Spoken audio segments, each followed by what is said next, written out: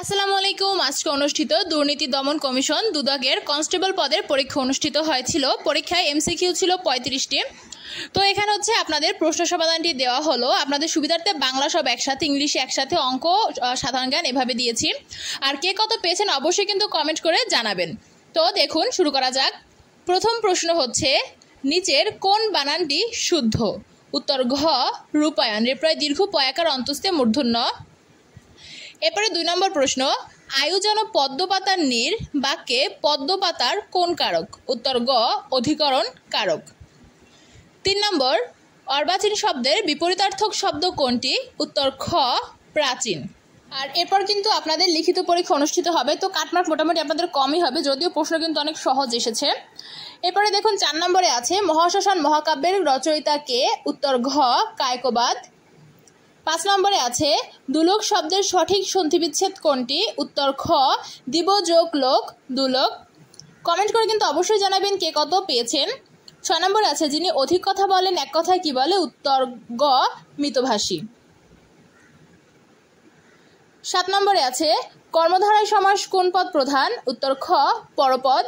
8 নম্বর, শিরের সংক্রান্তি বাগধারার অর্থ কি? উত্তর ক, আসন্ন বিপদ। এরপরে আছে 9 নম্বর, বেসাতি শব্দের প্রকৃত অর্থ কি? উত্তর গ, কেনাবেচা। বাংলার সর্বশেষ 10 নম্বর প্রশ্ন, দর্শন শব্দের প্রকৃতি প্রত্যয় কোনটি? উত্তর ক, দৃশ যোগ অন, দর্শন। এরপরে ইংলিশ অংশ শুরু। 11 নম্বরে আছে, if he dash she will not go. Answer হবে ক, comes. If he comes she will not go. এরপরে আছে 12 নম্বরে, the dog ran dash the road. Answer হবে খ, অ্যালং দ্য রোড। এরপরে আছে 13 নম্বর প্রশ্ন, a lot of news in those papers dash unreliable. Answer হবে খ, ইজ আনরিলায়েবল। এরপরে 14 নম্বর, what is the correct spelling? এখানে অ্যান্সার হবে গ, BOUQUET। আপনারা অ্যান্সারটা দেবেন, অনেক সময় ক খ দেখা যায় এলোমেলো হয়ে যায়। এরপরে 15 নম্বরে আছে, leave no stone unturned means. Answer ঘ, try every possible means. 16, had you taken lunch? Which is the correct passive form of the sentence? Answer খ, had lunch been taken by you. 17 নম্বরে, he has been absent dashed last. Answer হবে ক, since Friday. এরপরে আছে 18 নম্বর, masculine gender of B is. Answer হবে গ, drawn. 19 number, only Meena can do this. Which is the correct negative form of the sentence? Answer গ, none but Meena can do this. ইংলিশের সর্বশেষ 20 নম্বর প্রশ্ন, the price of rice is. Answer হবে খ, rising. এরপর হচ্ছে আপনাদের সাধারণ জ্ঞান অংশ শুরু। প্রথমে আছে 21 নম্বরে, লালকেল্লা নির্মাণ করেন কে? অ্যান্সার গ, সম্রাট শাহজাহান। 22, 2023 সালে 23তম ফিফা অনূর্ধ্ব 20 বিশ্বকাপে চ্যাম্পিয়ন হয় কোন দেশ? অ্যান্সার ঘ, উরুগুয়ে। 23 নম্বর প্রশ্ন, এরপরে নিচের কোনটি ভাইরাসজনিত রোগ নয়? অ্যান্সার খ, টাইফয়েড। 24 নম্বরে, আনন্দবিহার কোথায় অবস্থিত? উত্তর খ, ময়নামতিতে। 25 নম্বর প্রশ্ন, ব্রহ্মপুত্র কোথায় বাংলাদেশে প্রবেশ করেছে? অ্যান্সার ঘ, কুড়িগ্রাম হবে। এরপরে 26 নম্বরে আছে, কোন মাধ্যমে শব্দের গতি সবচেয়ে বেশি? উত্তর খ, লোহা।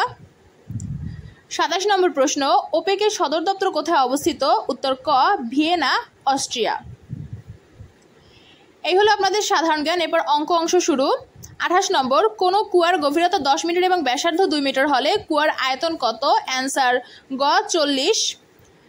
29 নম্বরে আছে, a-1/a সমান 3 হলে a square minus 1/a square সমান কত? অ্যান্সার ক, 11। এখানে স্কোয়ার প্রশ্ন একটু ভুল আছে, স্কোয়ার প্লাস 1/a স্কোয়ার হবে।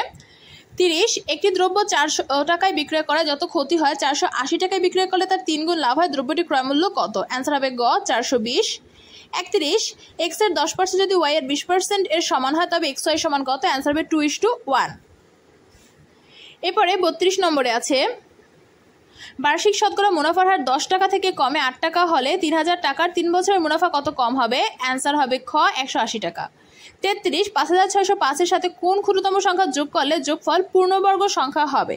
অ্যান্সার হবে গ, 20। এরপরে 34 নম্বর প্রশ্ন, একটি আয়তাকার ঘরের দৈর্ঘ্য প্রস্থে 3 গুণ, প্রতি বর্গমিটার 7.50 টাকা দরে ঘরের মেঝে কার্পেট দিয়ে মুড়তে 1102.50 টাকা খরচ হয়। ঘরটির দৈর্ঘ্য প্রস্থ কত? উত্তর ঘ 2107।